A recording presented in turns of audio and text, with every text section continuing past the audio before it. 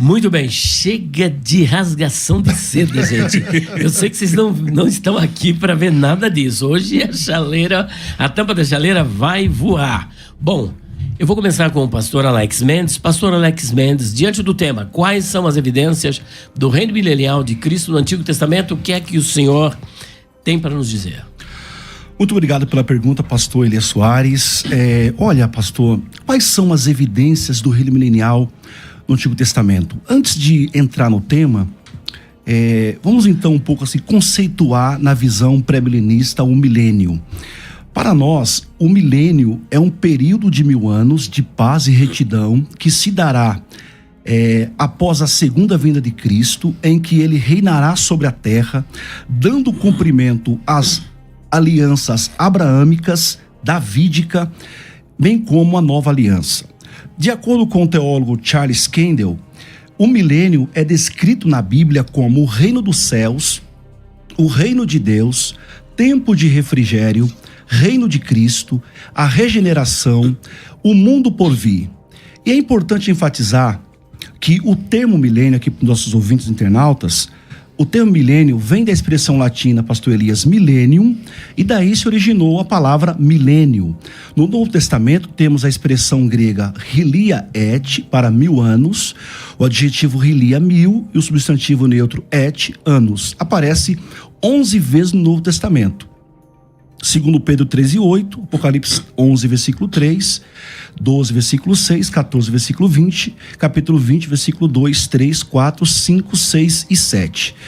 E de acordo com o gramático Heineken e Roger, 1000 anos é um acusativo de tempo indicando a extensão de tempo. Para nós, pastor Ezequiel, que somos pré-milenistas históricos ou primitivos, um milênio não precisa ser necessariamente literal, assim, o período literal, né? Então, assim, 1000 anos pra gente pode ser, por exemplo, a gente não se apega, né, a essa literalidade do milênio. Mas isso que acontece, para nós, aqui em Rápidos Argumentos, o reino milenial de Cristo, terreno, ele está fundamentado, pastor Elias e pastor Ezequiel ouvintes, em 6 argumentos. Rapidamente. Primeiro, para cumprir as promessas feitas a Israel através do pacto davídico, a aliança davídica, segundo Samuel 7, versículo 13, Isaías 9, versículo 6 e 7, Lucas 1, versículo 30 e 33. Segundo, para a demonstração pública da glória de Cristo para as nações da terra.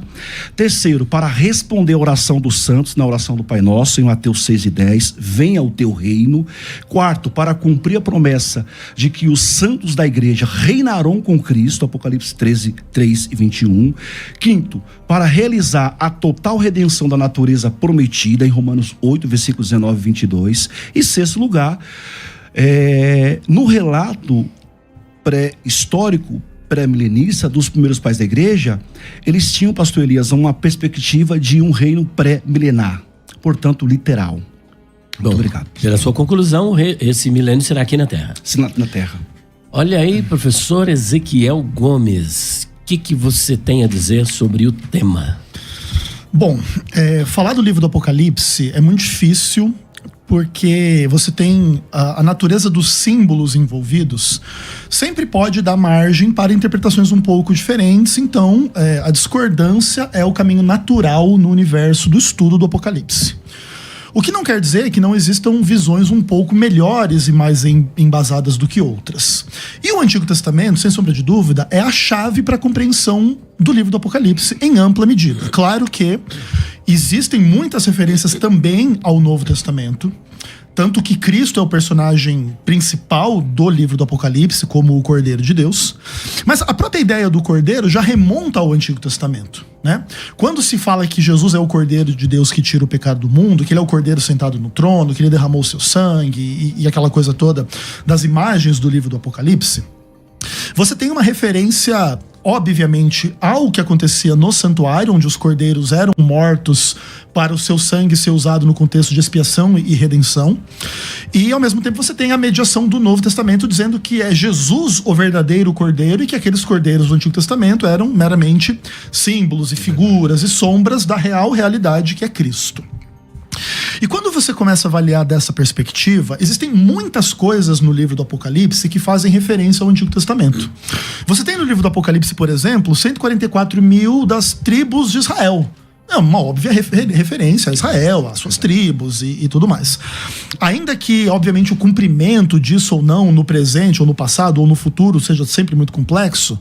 Por exemplo, existem ainda essas tribos, elas estão intactas, existem descendentes dessas coisas. Isso é para ser tomado literalmente ou não? Só para dar pequenos exemplos, né? E você tem muitas outras referências ao Antigo Testamento. Você tem, por exemplo, o Rio da Vida em Apocalipse 22, uma referência importante a Ezequiel 47. Você tem referências ao livro de Daniel, basicamente no livro do Apocalipse inteiro. Você tem referências a Isaías, você tem referências a Jeremias. Temos uma referência muito legal ao mandamento do sábado, né, em Apocalipse 14, onde fala ali: adorai aquele que fez o céu, a terra, o mar e as fontes das águas. É basicamente a repetição do quarto mandamento, unicamente com a expressão do juízo, as fontes das águas, quando se abriram as fontes das águas, no contexto do dilúvio. Mas ali é o Deus que fez o céu, a terra, o mar e tudo que neles há, que é um remonte, né, da lembrança do dia de sábado. Entretanto, no milênio, nós entendemos que não há referência no Antigo Testamento. O pastor Alex, inclusive, eu gostaria que ele colocasse mais claramente que textos ele entende do Antigo Testamento que fazem referência ao milênio. Porque, por exemplo, ele cita 6 argumentos aqui em relação ao milênio, de que o milênio é o cumprimento das promessas a Israel. Mas o cumprimento das promessas a Israel tem que ver com a vida eterna, não meramente com um período de 1000 anos, seja ele literal ou simbólico. Seria, por exemplo, um período limitado de tempo. Então é 1000 anos de vida eterna e depois vem o quê, entendeu? Vamos colocar desta forma. E não somente isso. Ou, por exemplo, o cumprimento do próprio Pai Nosso, né? Venha o teu reino. Mas, por exemplo, na visão adventista,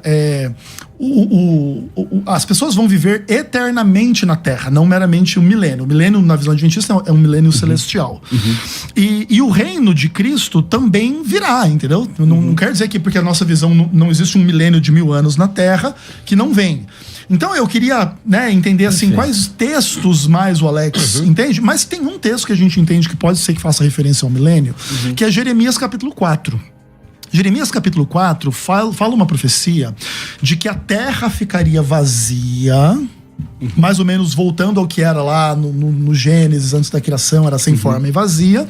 E nós adventistas entendemos que isso pode fazer uma referência ao milênio, durante 1000 anos onde a terra fica vazia, os santos no arrebatamento são levados ao céu, e aí depois do milênio voltam à terra para viver eternamente. Bom, concluindo, o senhor acredita então que o milênio não será na terra, mas no céu. Isso. E depois a igreja volta para a terra para reinar eternamente com Cristo. Na terra, na nova terra, né? Muito bem. Exatamente. O senhor ouviu atentamente as ponderações dele, o que o senhor tem a acrescentar? Ótimo, muito bom. Então, para nós, pré-milenistas, o reino milenial de Cristo, ele não é um fim em si mesmo, né? Mas é uma sequência para o estado eterno. Quer dizer, ele não é o fim do reinado de Cristo em si mesmo, mas ele é uma sequência para o estado eterno. Tanto que o capítulo 21 de Apocalipse vai falar de novo céu e nova terra. Quer dizer, os céus, eles se encontram com a terra e será a mesma grei ali. Ali haverá o mesmo povo e a mesma ovelha. Mas para nós, pré-milenistas, nós temos como evidências do reino milenial, no Antigo Testamento, por exemplo, vários textos, né? E um deles, que para nós é muito importante, é Daniel capítulo 2, pastor Ezequiel. Daniel capítulo 2, onde o rei Nabucodonosor tem um sonho e o profeta Daniel, vai interpretar aquele sonho dele. Aquela grande estátua, né? Estátua com partes de ouro e assim vai, né? E para nós, existe, por exemplo, Daniel 2, versículo 1 a 48, tem alguns versos importantes. Por exemplo, o verso 28 diz assim, mas há um Deus no céu, o qual revela os mistérios, ele, pois, fez saber ao rei Nabucodonosor o que há de acontecer nos últimos dias. O teu sonho e as visões da tua cabeça que tiveste na tua cama são estes. Diz o verso 34, pastor Ezequiel. Estava vendo isto quando uma pedra foi cortada, uma pedra que veio da montanha foi cortada, sem auxílio da qual feriu a estátua nos pés de ferro e de barro e o esmiuçou. Diz o verso 44, mas nos últimos dias desses reis, o Deus do céu levantará um reino que não será jamais destruído, e esse reino não passará a outro povo, esmiuçará e consumirá todos esses reinos, mas ele mesmo subsistirá para sempre. Então, para nós pré-milenistas, esse texto de Daniel capítulo 2, onde Daniel tem um sonho da estátua lá, para nós esse reino, essa pedra que vem da montanha, que bate nessa estátua, né, e implementa ali um reino que jamais terá fim, para nós, esse texto, ele é uma forte evidência de um reino milenial na terra. Por quê? Porque Daniel, ele está vendo o quê? 4 reinos aonde? Na terra. Os reinos são na terra. Então, aonde está a montanha, né, com uma pedra, que é uma figura do reino de Cristo, né, do reino de Deus. Aonde está? Na terra. E aonde esse reino vai ser implementado? Para nós, na terra. Então, para nós, a evidência textual é que esse reino, ele será na terra. Agora só, para nós, pastor Ezequiel, aquela profecia de Jeremias capítulo 4, que o pastor Ezequiel levantou ali, capítulo 4, versículo 23, né, 25, para nós ali, quando fala, né, sobre a terra vazia, destruída, para nós, esse texto para nós é simbólico. Para nós ali é um recurso literário, uma linguagem hiperbólica que o profeta está usando. Porque, por exemplo, Jeremias, ele compara a situação do Judá com o inverso da criação, que é interessante mesmo. Esse texto é muito interessante mesmo, né, pastor Ezequiel? Sim. Porque, da criação de Deus, quer dizer, o pecado do povo de Judá, que era local, havia transformado a terra em um local desolado, como um mar sem terra, um mundo sem luz e um deserto sem animais. Então, para nós, esse texto, ele é um recurso literário que o profeta usa, uma linguagem hiperbólica. Quer dizer, o pecado de Judá era tão grande, tão forte, que ele faz esse paralelo com a criação de Deus. A terra está um caos e Deus vai ter que recriar, fazer esse milagre, então. Muito bem, obrigado. E aí, professor Ezequiel? Legal. Assim, eu ainda senti falta, Alex, de alguns outros textos que são bastante usados em relação ao milênio, para dizer de uma suposta fonte no Antigo Testamento, mas a gente pode falar um pouco sobre Daniel capítulo 2. Entretanto, o que acontece é que o reino de Cristo vai suceder aos 4 reinos anteriores representados nas 4 divisões da estátua, é uma coisa que se cumpre plenamente na visão adventista, entende? A visão adventista entende, inclusive, Daniel, capítulo 2, como uma profecia que vai de Babilônia, no momento em que o profeta está vivo, até o futuro infinito do reino de Deus, que jamais será destruído e jamais terá fim. E, inclusive, isso... Só que, entretanto, o período do milênio, na nossa visão, é o gap entre o antigo mundo e o novo mundo. Entendi. Onde nesse período a terra fica vazia, como a prisão de Satanás, como diz Apocalipse capítulo 20, cumprindo na nossa visão de forma literal a profecia de Jeremias 4.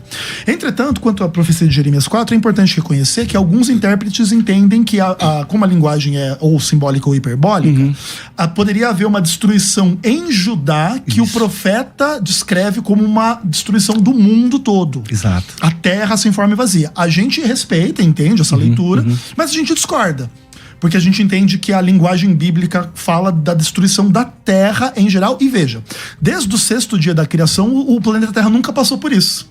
Sim. Nunca houve um momento que não tivesse nenhum ser humano, nenhum animal, nenhum nada na face da Terra. E é o que você acredita que vai acontecer no período dos 1000 anos. Aqui na Terra será desolada. Exatamente, porque na nossa visão, quando Jesus volta e arrebata a igreja, e os santos ressurretos e a igreja que está viva, essas pessoas vão fazer o juízo comprovativo no céu durante os 1000 anos. Os ímpios morrem, porque você não pode viver depois e não sobra ninguém. E aí, no final dos 1000 anos, há a segunda ressurreição. E aí há os desdobramentos lá de Apocalipse 20. Entretanto, eu queria te perguntar, Alex, e claro, você pode fazer perguntas pra mim também, eu não quero monopolizar aqui. É que você, né, a sua visão é mais proponente em relação ao debate do que a minha. Mas assim, olha, por exemplo, essa coisa de que existem alguns textos do Antigo Testamento que são usados para falar do milênio, mas que envolvem a relação de pecado e morte. Sim. Isaías vai falar alguma coisa, aquele que pecar Isaías 11:65. Isso, aquele que pecar com 100 anos vai ser amaldiçoado e vai morrer jovem e aquela coisa toda e etc, não vai morrer. E assim, tipo, qual é a diferença para você entre o milênio e o estado eterno? Ou tudo que existe no estado eterno é idêntico no milênio? Ou, por exemplo, outras questões.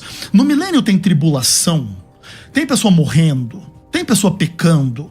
Existem pessoas aí que se convertem no milênio? Porque tem um pouco dessas visões às vezes, né? Que Jesus volta, daí no meio da tribulação, e durante 1000 anos tem uns judeus ali. Eu não entendo muito bem, muitas vezes, essas visões. Mas, por favor, explica pra gente se existe pecado, se existe morte, ou se não, se no milênio é tudo igual ao estado eterno, porque aí também acaba que não tem muita diferença entre o milênio e o estado eterno. O senhor Alex. Boa pergunta. Então, para o pré-milenismo histórico, da qual eu exposo essa visão, assim, ela é um pouco mais alegórica, né, essa visão, né? Certo. Então, assim, para nós, após a vinda de Cristo, né, a parousia, ou o arrebatamento da igreja ou vinda de Cristo, para nós é o mesmo evento que acontece. Cristo, ele vai instaurar na Terra o milênio, o reino milenial. Para nós, ele vem descendo lá para nós, né? Cristo vem descendo. Arrebata a igreja e desce de novo. Nas nuvens ali e vem. Não. Bate e volta. Não, bate e volta. Aí ele instaura na Terra o milênio. Então, assim, por quê? Porque para nós, Isaías capítulo 11, 65 para nós, ali é um texto... É muito simbólico, né? Para nós ali é um texto muito alegórico, por exemplo, que tem paralelos. Por exemplo, Isaías 65, por exemplo, vai ter paralelo com o estado eterno, com o novo céu e nova terra. Você pode ver, por exemplo, o capítulo 21 de Apocalipse, capítulo 22, por exemplo, Ezequiel 47, vai fazer esse paralelo também com esse texto. Então, para nós é um texto simbólico.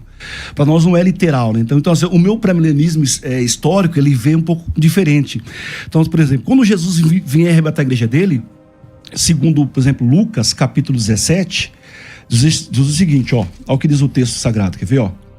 Lucas, capítulo 17, capítulo 17 de Lucas, que ele vai comparar a vinda de Cristo, por exemplo, com Sodoma e Gomorra e também com os dias de Noé.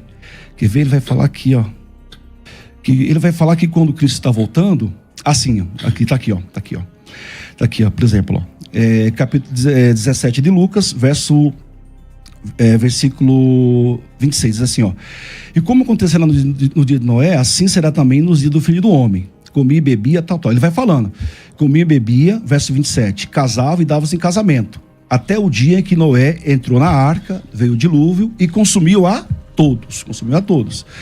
Então, assim, ó, olha o que diz, por exemplo, o versículo 29. Mas no dia em que Noé saiu de Sodoma, choveu do céu um fogo e enxofre, consumindo a todos. Então, assim, para nós ali, ó, outra coisa, ó, capítulo 27 19 de Apocalipse, por exemplo. 19 de Apocalipse.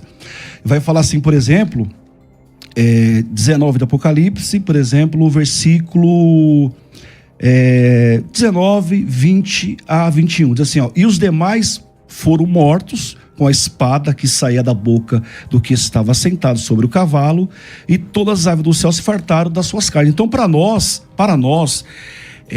na vinda de Cristo, os ímpios morrerão. Os não vai sobrar ímpio os ímpios morrerão. E eles só vão ser ressuscitados após o milênio, que é aquela perícope do capítulo 20 de Apocalipse, versículo 1 a 7. Então, depois disso, eles vão ressuscitar. Você entendeu? Então, para nós, Daniel capítulo 2, para nós é um forte indício do reino milenial, que o reino será na terra, né? E eu tenho aqui mais alguns textos para te mostrar, para os ouvintes, que o milênio, de acordo com a nossa visão, para nós é na terra. Perfeito. Professor Ezequiel. Assim, a gente não tem muito problema com a visão do bate e volta no arrebatamento. A gente só pensa que tem 1000 anos entre o bate e volta.